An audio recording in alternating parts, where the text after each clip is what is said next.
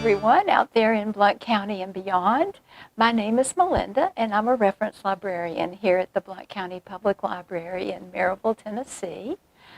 Please allow me to introduce my two buddies. This is Carlotta, not to be confused with her less venomous cousin, Charlotte. And this is Evermore, definitely not to be confused with that other bird, you know, the one. Evermore is much more eloquent. In fact, I like to say he is quite a feather in my cap.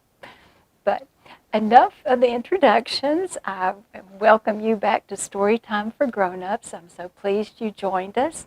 As you may have discovered already this week, my two colleagues, Lee, our accounting clerk in financial services, and Savannah, our online services coordinator, have cooked up a cauldron of special Halloween treats.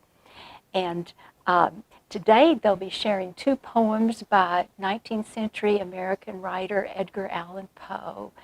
As you may know, Poe was a master of the macabre, but he was also one of the great poets of love, but love definitely with a melancholy twist.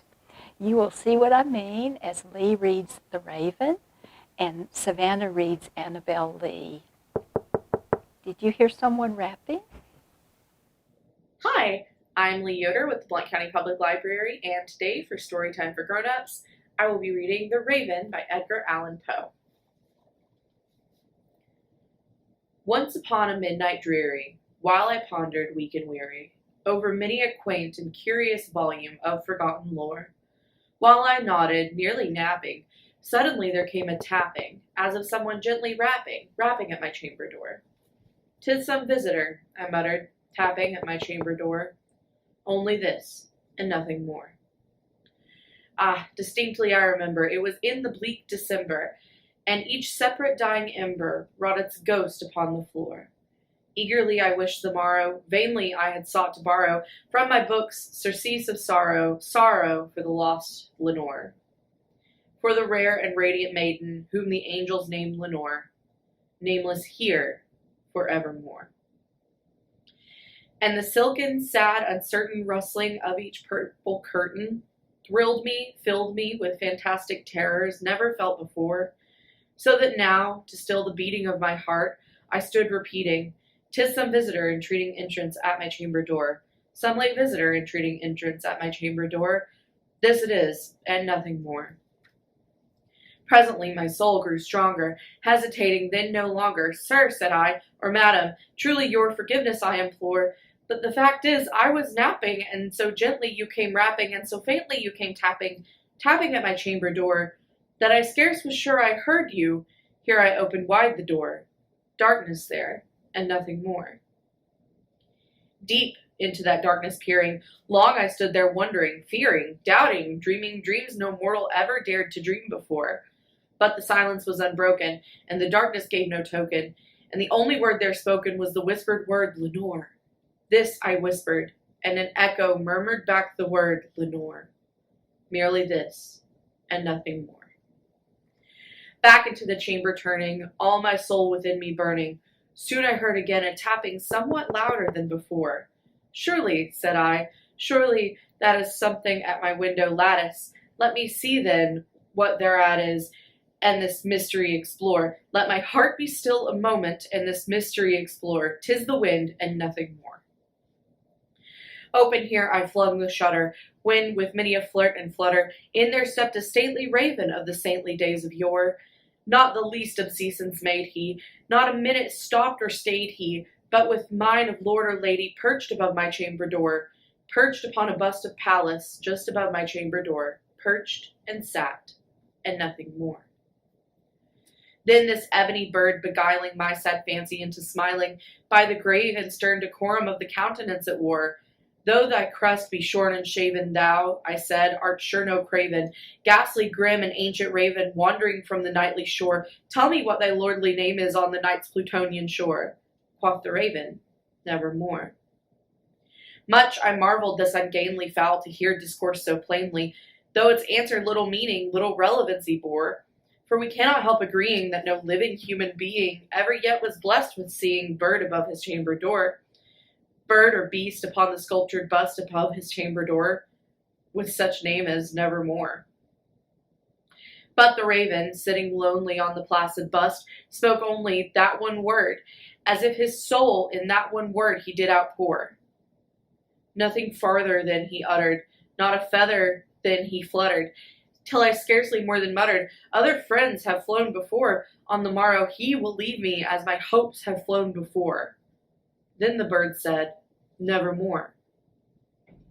Startled at the stillness, broken by reply so aptly spoken, doubtless, said I, what it utters is its only stock and store, caught from some unhappy master, whom unmerciful disaster followed fast and followed faster, till his songs one burden bore, till the dirges of his hope the melancholy burden bore, of never, nevermore.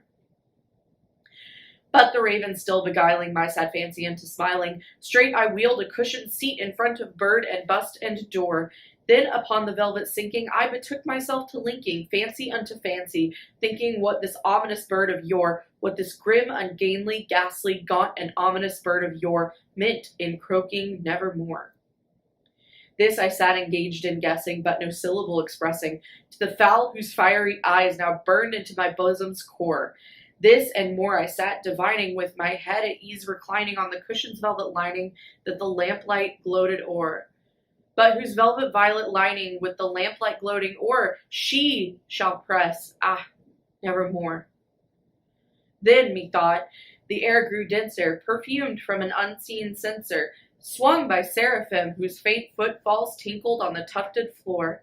Wretch, I cried, thy God hath lent thee, by the angels he hath sent thee, respite, respite and nepenthe from thy memories of Lenore.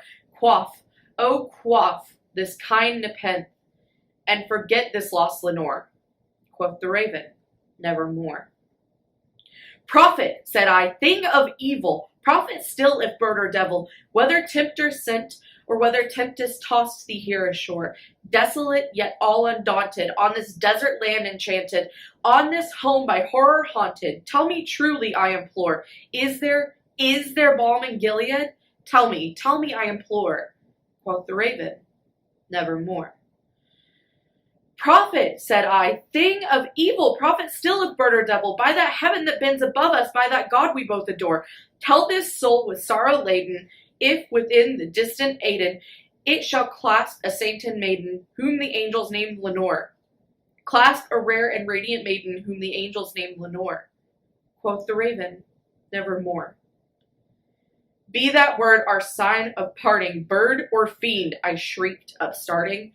Get thee back into the tempest and the night's Plutonian shore. Leave no black plume as a token of that lie thy soul hath spoken. Leave my loneliness unbroken. Quit the bust above my door.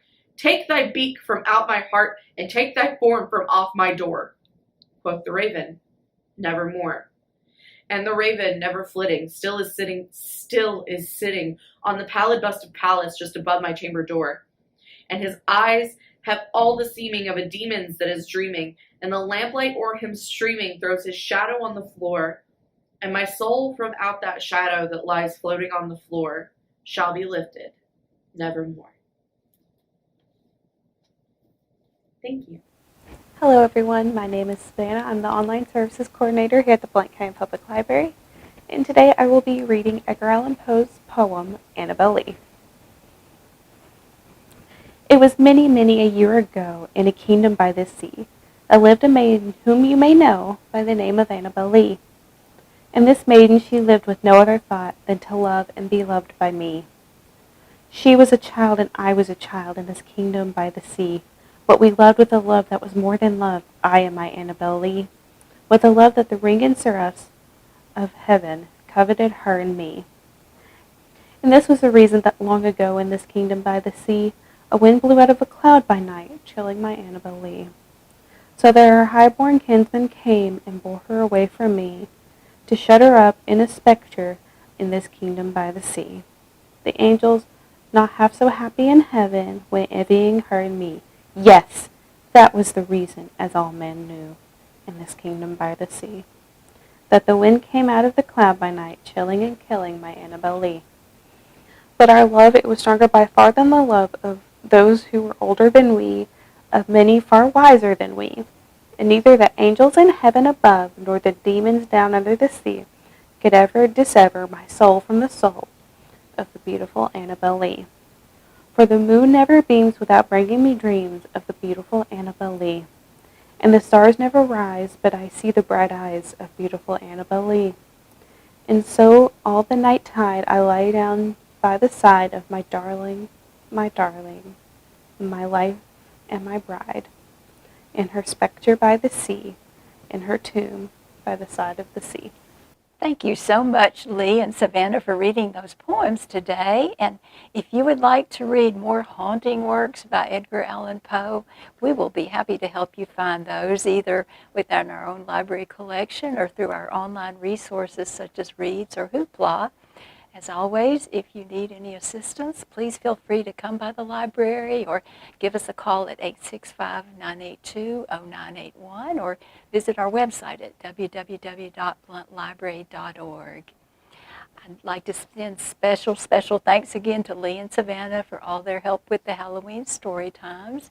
And I thank you so much for coming back to Storytime for Grown-Ups. And I hope you will keep coming back.